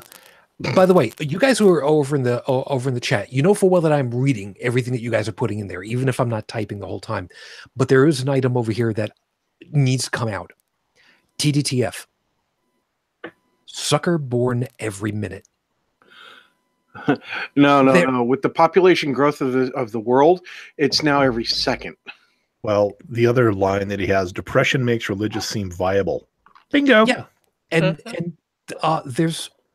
What were you going to say, Brigid? Yep, pretty much. Yeah. And I hear that at work now too, because I struggle with depression and have been pretty open about that. And a coworker of mine tells me that I'm under attack by demons and I just need to pray harder. Okay, that's pushing it. But I mean, even when I was in the hospital, not this last big stint I had, but the time before that, where, you know, where I told them, I don't need a freaking spiritual advisor to come in, but yet this one particular Lutheran evangelical would come in and talk to me. And I'm pretty sure that if he'd seen me while I was, down for 2 months, if he'd managed to catch me at some of those low points, I could see where wanting to be able to pray your pain away, wanting to just, give it up to God. I can see where that has an appeal, especially if you're at your weakest point. But you know what I found? It didn't work. Yeah. What I found afterwards is when I took control of my life and I said, okay, you know what? This is my plan. This is my plan to get out of my financial situation. This is my plan to either get a better job or increase my marketability so that they'll be forced to pay me a raise. This is my social plan to not be a hermit. It took a couple of years, but I'll tell you, the satisfaction I felt when I got that phone call saying, by the way, you're debt free, or the phone call that I got saying, hey, we're all going out for coffee later on. You want to go? Or my boss at the time saying, well, we're really impressed with the work you're doing. We're not going to pay you anymore, but attaboy, you take what you can get. Yeah, but the thing about this, sucker born every minute, depression makes religion seem viable. We've heard most people have heard the exchange that Richard Dawkins had with one gentleman. I forget if he was Irish, Scottish, British. I forget exactly what it was, but he basically said, and I'm loosely translating, are you saying that I, who have been a loyal member of my church for 50, 60 years of my life, was duped? Again, I'm very, very much paraphrasing. You're condensing the whole thing. Yeah, that's basically it. And Richard Dawkins, in the gentlest possible way, because there is no easy way out of this one, basically said, look, you're again, I'm paraphrasing, you're a product of the society that you were born into. Mm-hmm. Which again comes back into my thing of you were taught wrong. It's not your fault that you were taught wrong, but you were taught wrong by a society that was themselves taught wrong. Yeah. And yeah, you actually just hit what I was about to say. It's only fair. You already eat enough stuff. It's only fair. Sorry. No, I wonder if, like, I'm not going to claim this, but I'm actually curious if the reason, like, Brigid had the problems she did with leaving religion and the other stories we hear, not so much from like the big institutional ones, like the JWs or the Mormons and stuff like that, where they, there's some financial and cultish elements to it. But I wonder if the reason that there is such a backlash like that has less to do with we're trying to save your soul and more like, what if, like, okay, so, your best friend in the church, you decide you're an atheist now, or you come to that conclusion that, this is all BS. You walk away, and that friend of yours suddenly gets, angry, starts yelling, screaming at you. Is it because that they're worried for your soul, or are they having the same thing? Is like, oh my God, what if they're right? What if I have been duped all this time? Like think about what happens when you have a practical joke played on you, or when you're tricked into something. It's humiliating. It's angering or agitating, depending on, the nature of it. Now imagine you're 40, 50 years old, you've been following the church all your life, and, like this guy said, are you saying that I was duped all these years? Like, that cannot feel overly comfortable. And I think, like, if you come into it on your own, when you say, like, yeah, you know what, this is BS. Seth Andrews talks about, like, I was this, I was that for so many years. What kind of an idiot was I? He's been able to compartmentalize it and say, you know what? Yeah, this happened. This was my life. It's not my life anymore. Now, what can I do with the time I have left? Yeah, he even did one where he got up and gave a presentation to a crowd, and he called it "Religion Made Me Talk Like an Idiot." Yeah, I saw that one, but that's what I mean is, like, it's got to be it would have to be a tough thing to swallow. It would be like, and again, I think this is why people like Popoff and them are still able to keep going, even though, like, they get absolutely humiliated, a la James Randi. Excuse me. They get exposed. They get, they're shown to be a scam. And yet now here we are 10 years later, and this sucker is still on the screen doing the exact same thing it was before.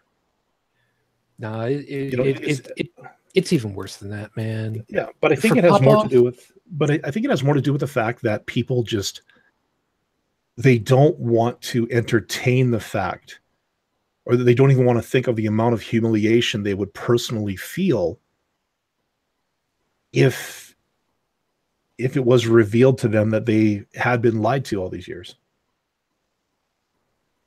And even though the facts are out there and it's been exposed, they still continue it because, well, it's still my warm fuzzy, and I don't want to deal with the fact that I've been conned.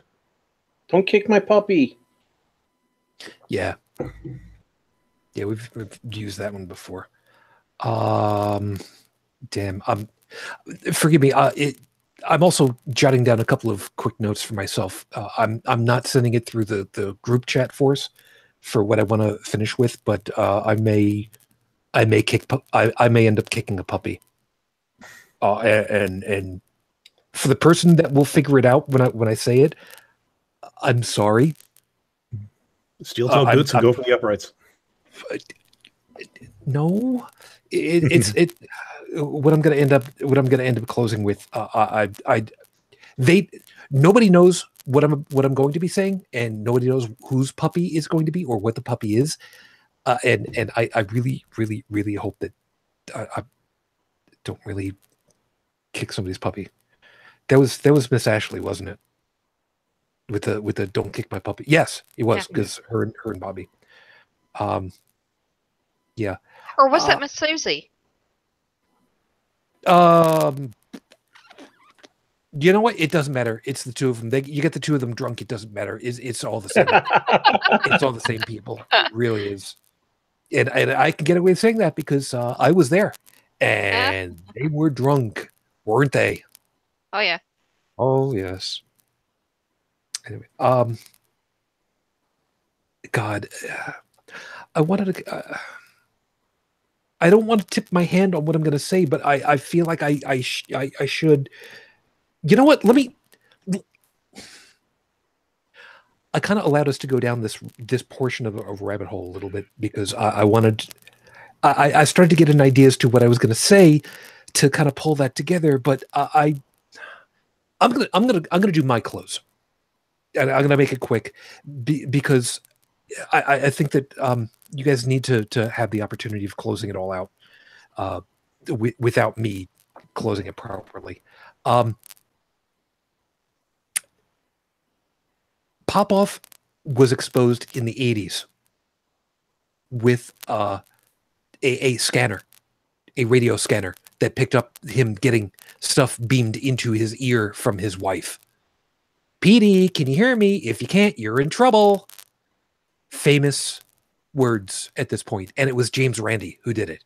The amazing James Randi, amazing, not just because of who he is or what he's done, but because he is fucking older than God right now, and you know, cool on him for that. Let me tell you where I was going. Walmart? No. Snake oil. These people are no better than the snake oil peddler from Passamaquoddy. And some people actually get that reference, and you are my people. It's people who want to win at something because they are hoping against hope for the big payout, for the big Mega Millions bingo challenge that maybe, just maybe, beyond hope and reason, that maybe, just maybe, they will end up getting this one time because they're so down. What's the worst that could possibly happen? Let me go ahead and spend the $2 that I've got for a ticket to ride that maybe, just maybe, I can get out of all of this. Even though that $2 could have maybe gotten me mass transit back and forth to somewhere that could have gotten me help with training or a soup kitchen or something, anything. And these people thrive on that. And that's not the most disgusting part of it. Although it is disgusting. These people like Popoff absolutely churn me on the inside like you wouldn't believe. But the thing that hurts the most of it all is that we can see it from the outside now. We have the crystal that's turned clear on our palm. We are the ones who are outside the matrix now. We're the ones who are no longer beholden to a if-then statement in our programming. We're outside of all of that. And we can actually say, look, it's wrong. And we can't get that message through except to maybe 1 in 100, maybe 1 in 1,000. But we keep trying. And it hurts. And this is one of the few times I'm actually going to go ahead and cry. And this is not the alcohol talking. Because we were the ones who were there and we got lucky. We got lucky because a lot of us didn't know. And we are trying. We are trying so terribly hard to reach that 1 in 100 or 1 in 1,000. We're trying to be that social anchor for people. And we're just out there with our hand out and saying, just trust me beyond all the training that you've been given. Just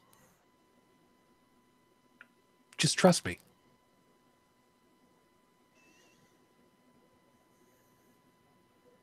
I don't normally get this riled up on stuff, and like I said, this is not alcohol talking because I've been far and away. I've imbibed a hell of a lot more alcohol than what I got at this point.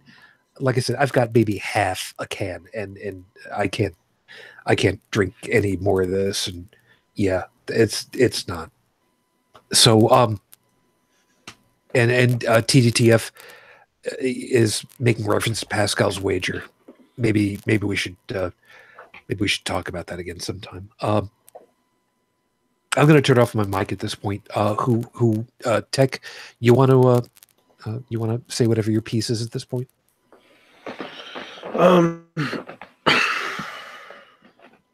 Just remember, one of the things is just question things. Don't be afraid to ask a question. If somebody tries to make you afraid or tries to put you down for asking a question, stand your ground. Seriously, stand your ground. I had a friend asking me long while back about, we were talking about our experiences in elementary school, junior high, and high school. And one of the things that I was not afraid to do is I was not afraid to ask a question when the teacher made a statement in class. And sometimes the kids would laugh. Sometimes you hear the occasional dumbass, and things like that. And my friend would say, had told me that when they were in school, they would never raise their hand because they didn't want to get laughed at. So they just assumed that everybody else knew the answer, and it was obvious, the answer must be something simple and obvious because nobody else had a problem with it. So just him. And, it it made us into very different people with how we approach to life. He let his fear in that respect rule him. Don't be afraid to ask. Don't sit down when you're told to shut up and sit down. Ask the questions. If you really, really want to know, ask. Because if you come across a scientist or a physicist or a doctor or any of those people, they're going to try to take the time to explain it. If you have the foundation for it, that's even better. If you don't, maybe it's time to go get the foundation. But the other people, the people who want you to think a particular way, who don't want you asking questions, they will always be there to shoot you down. Ignore them. For what it is, I'm not trying to step on you or anything. I was going to type it, but I couldn't. I couldn't type it quick enough. I'm trying to remember what the statement was. Something to the effect of, I would much rather have the question that cannot be answered versus the answer that cannot be questioned. Basically, there's also Richard Feynman, one of my personal favorites, is basically he would rather live in a universe where he doesn't have all the answers for everything, or rather than having accepted an answer that, is more than likely false. Okay. Dalan? I feel fortunate that I wasn't brought up in a church where the Bible was constantly pounded over our heads, like I hear a lot of down in the South. What really broke it for me was the first time I ever heard of that infamous verse from Leviticus about how gays should be stoned or put to death, basically. That's actually what that's what shook my, I'd say the last piece of my core belief. Because by this time, I'd met a few gay people who were cool.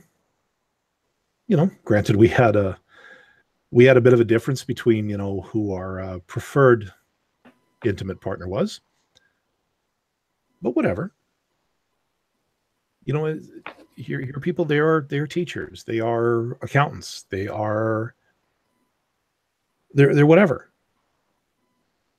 And because of who they love, this God that I followed for almost my entire life at that point says that they should be killed. Whereas a mass murderer who accepts Christ, I think Jeffrey Dahmer did that. He's going to be, quote unquote, seated at the right hand of the Father because even though he killed and ate people, he accepted Christ, so he's okay.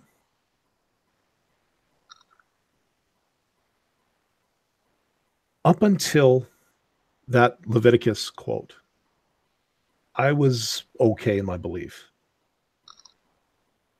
But that one crack led me to start questioning. And thankfully, I was in a situation, I was in a place in my life where I could question without fear of reprisal. And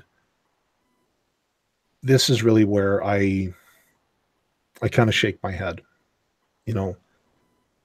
somebody who's brought up in the Bible Belt suddenly has that one question of faith where the reality of life makes such an impact on what they think, what they have been brought up to believe all their lives. Suddenly that is called into question. And like I said, I had the ability to go deeper. I had the ability to explore. I had friends who were already on this so-called outside who were ready to teach me, or at least, at the very least, point me in the right direction to get the answers I was looking for. And we've talked about this before about, you know, if someone does have that question of faith or that crisis of faith, you know, who can they turn to? And I think with a lot of people in the atheist world, I'm not going to say community, because let's face it, we really aren't. But I think a lot of people out there, a lot of personalities like us, like the Barroom Atheist, like Bobby C and Miss Ashley, I think we need to do more. We need to basically say, you know what, we're here. And so that people who do have that question can, you know, look up on Google, I'm having a crisis of faith, what do I do? And suddenly one of us pops up. You know, and if we get that email, if we somehow get that message that says, hey, look, you know, I just listened to your show or whatever. I'm having this crisis right now. I need help. Like that, to me, that should be like a drop all, get on it. Because some of us, like you, Brigid, you've been there. Yeah. You've been where, like, oh my God, I'm awake. Who can I turn to? You know, especially in tight-knit communities. I want us to be that.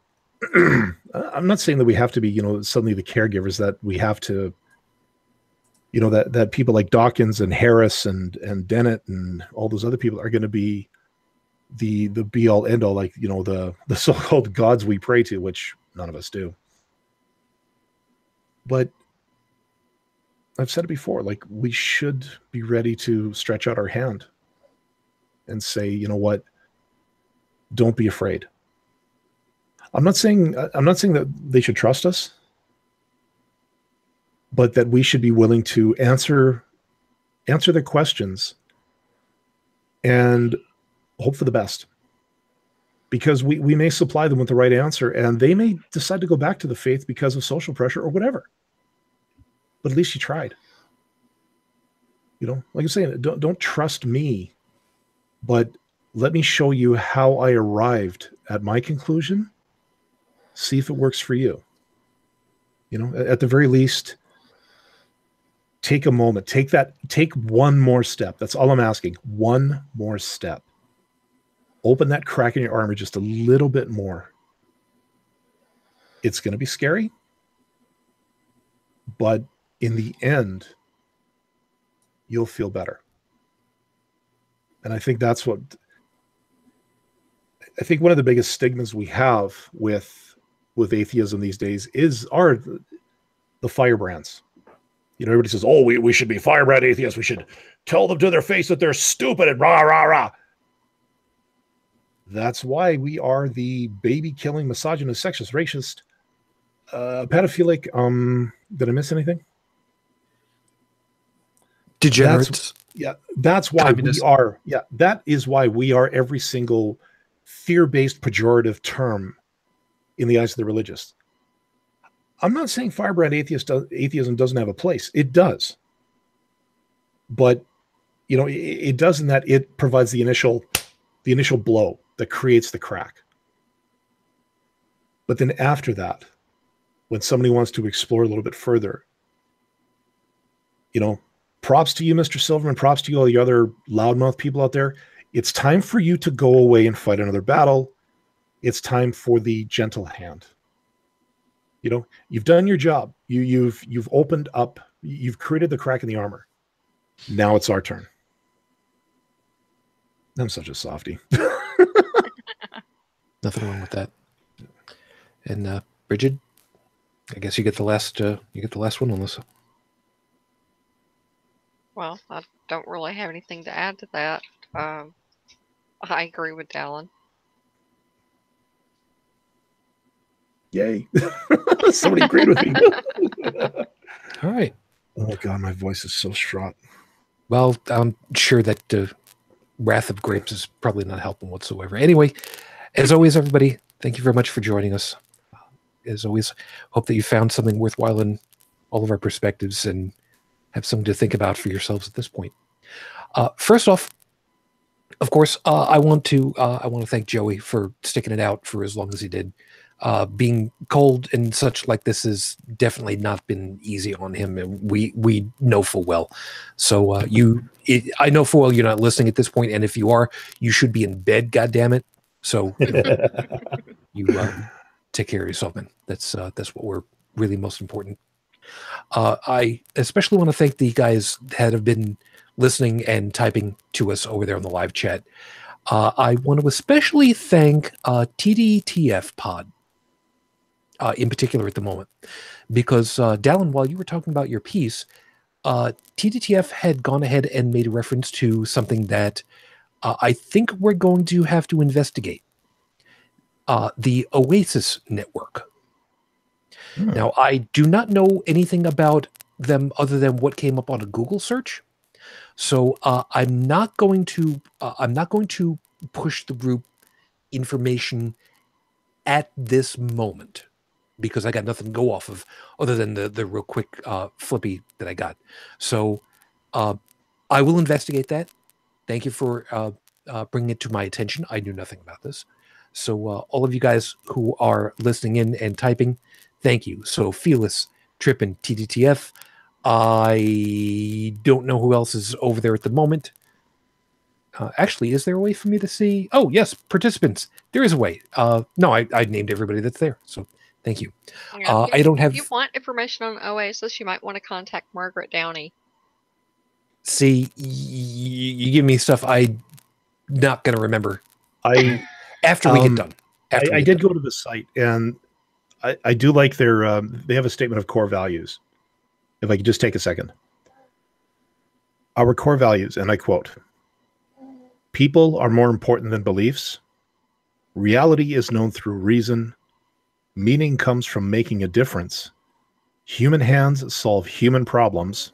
Of course, when we finally meet our extraterrestrial species, they're going to have to change that one. And this one, sorry, hi, nail, hammer, bang, okay? Be accepting and be accepted. That says a lot here. They've been featured in Time magazine. They've been featured on The Atlantic. Oh, wow. They've even got a couple of they've actually got 2 Toronto branches. Okay. So yeah, we will. Yeah, I'm going to look at this a little bit further. Yeah, I definitely will do that. Also, not immediately after the show, because I'm gonna have to bow out relatively early, because if there's one thing that I've learned, getting into emotional points drains me very, very, very quickly. You'd be surprised how many spoons you got left or not after even something as small as this. Welcome to humanity. So, UnrenownedTech, good to have you back, man. You take care of yourself. Safe travels out there. I remember what the traffic around the DC area is like. Just be real careful, man. Yeah, it gets horrible. And, at these temperatures, you see a wet spot, it's more than likely ice. Especially with the temperatures is what they are. So, as always, thanks for being with us, man. I appreciate it. Absolutely. Thank you. Brigid, glad that you were able to make it, hon, and also especially glad that you have not come down with anything at this point. Yes. You of all of us, I worry a little bit more about. Yes, I know you don't deal with actual patients now, but still. I still have a propensity to get sick, and if I do get the flu, it usually ends up turning into pneumonia, and yeah. You and me both. See, this is why I got my flu shot this week. I got mine too. About a month ago. Yeah, well, for me, it's kind of a requirement these days, considering I'm missing a particular organ nowadays. Yeah. So anyway. Somebody cut your testicles off? Later. As always, about my ex-wife. Thank you for your time. You take care of yourself, and yes. Brigid, like I said, Brigid and I were discussing the possibility of a very soon to happen show. Fair warning, I did tell Brigid, and she'll back me up on this one. I did say that very likely we're going to end up running a 3-hour show at that point. Yeah. So good thing I got a new coffee maker. Yeah. So everybody knows, I will give fair warning ahead of time when this one is going to happen, because livid is about the right way of putting it, and chances are we're probably going to have to, for the audio part, we'll probably want to try to break it up into a 2-parter, probably, and this is going to be a first if that ends up happening. So when this happens, Bridget, just thank you. Yeah, you're welcome. And Dalan, unfortunately, that's going to mean that you're going to have extra duty to do on that one. Sorry. If we can get some kind of audio cue into it, so that I know where to split it, so I'm not like splitting halfway through the speech or whatever. Not a big deal. Just start splitting it wherever I start snoring. Okay, first 15 minutes and then 3 hours after that. That's great. Oh yeah, the audio software is going to love me for that. I actually tried to cut a 3-hour show one time, with extra, with like extra audio tracks and a few other things. And let's just say that's one of the reasons I decided to finally upgrade my computer, because I've never had that program blue screen on me before. That show did it. See, that's why I highly recommend cutting the cheese instead. It's so much softer. Dalan, thank you very much for your time. And I was going to say stay warm, but right now you've got the warmest climate of all of us, I think. Yeah. In response to Tech's little comment there, it's a good thing I just love what I do, because honestly, I don't think you could pay me enough for putting up with this kind of crap. Speaking of this kind of crap, thank you for all of what you do for us. Yes. Shameless. Yeah, just recently updated the audio site over at holycrapthevlogcast.com. For my musings that maybe don't exactly fit into the scope of the show, you can catch me over at Tiger in the Wind, inthewind.yo5.ca. And the reason my voice is sounding a little bit rough has very little to do with the wine that I'm drinking tonight, although that might have something to do with part of it. But I've actually spent the day recording quite a bit today. Again, this is going to a project that I've not released yet. I want to get a few more pieces done before I let everybody know. But needless to say, this one's been a long time coming. I've been meaning to do this for over a year. Would have done it earlier this year, but earlier last year. But life and the great God Murphy just kind of said, no. So, but who knows? Maybe by next week I'll be able to say something about it. Fair enough. And by the way, Trippin over in the text chat, it said, let Shujin try and down a mini bottle of Red Label and turn red again. Should be halfway. Yeah, I still have my little bottle of black. It's gone. I finished it that night. I think that's actually. Wait a second. This is 3 episodes in a row that I've had some alcohol to drink, isn't it?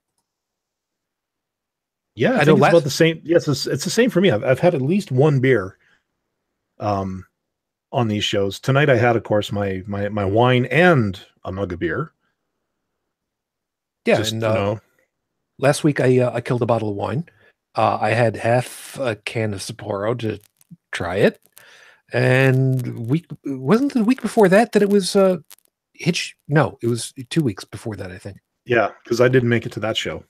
Yeah, whatever. You know what? Fine. So for this year, I've got 2 shows for the year, and I've got alcohol for the last 2 for New Year's and whatever. We'll figure it from there. Anyway. So I'm running out of juice, and I'm knowing it. So thank you all for being with us. I hope that you had yourselves a good time. We'd be looking forward to talking with you again next week. As always, if you would like to subscribe to the audio-only podcast, as Dalan mentioned, take a swing over to holycrapthevlogcast.com. You can get the link right from over there, as well as all of our social links. If you'd like to send a voicemail message, the phone number is 859-HCTV-554. 859-4288-554, and we'll be more than happy to take that on. If you are interested in donating to the show, feel free to take a swing over to patreon.com/HCTV. HCTV? Yes, that one I do have it for. There is some other one I've forgotten off the top of my head. It was brought to my attention recently that we don't have the actual recording times listed on the website. And I did not realize that. Wait, so what? Yeah, you remember how we've got the graphic that that we have on the business cards that show that we're recorded live on studio audience and all that, whatever the hell it is. We don't actually have the time listed on the website easily. To find. Okay. So we have to we have to kind of make a little bit of modification to the website. So we're going to get around to that. Okay. So person that pointed that out, thank you. One of those things that we've been doing this now for it's 3 years, isn't it? Mm-hmm. Damn. It just completely over our heads. Didn't even realize it. Wow. Damn. You'd think that we'd know this kind of well, okay, if it's taken this long, it's probably a good indication that we definitely have, I would say, a core of followers. It's not true. a very big core, but I love that fact that we have a core. That could be it, that we're not getting the massive amounts of hits that other sites are getting, so they wouldn't be able to take care of that, or they wouldn't be able to see this. I got the site pulled up right now. After we're done here, I'll work on it. Okay, don't go too terribly crazed. I know, whatever. Yeah. And by the way, you've got questions over in the text chat. So we will see about updating that. Thank you guys for being part of this. And for those of you that had a little something to say, and somebody, I'm not going to bother scrolling back. Somebody basically said in the chat, don't apologize for being a decent human being. I'm semi-paraphrasing. Thank you. You really have no idea how much that means to hear. So, for now, we will catch up with all of you guys a little bit later. I've got a couple of projects that I'm working on. With any luck, I will have something done before the end of the month. It's got nothing to do with any of this. It's stupid. It's fan service, sort of, but it's not that kind of. Never mind. Later. I'm running. I'm running on empty right now, and Jackson Brown is playing through my head. This is not a good moment right now. I got to get the hell out of here. Thank you for being part of all this. As always, for all of you, we will see you next week. I wish you the peace I no longer have. I wish you the strength that I've learned. I wish you well. Happy New Year. Safe travels. And of course, as always, for my lady, 12 plus years on, I am still in love with you. Matere Fujin. I love you. I miss you. Dream of me. Till the next time we get together, everyone, as always, good night.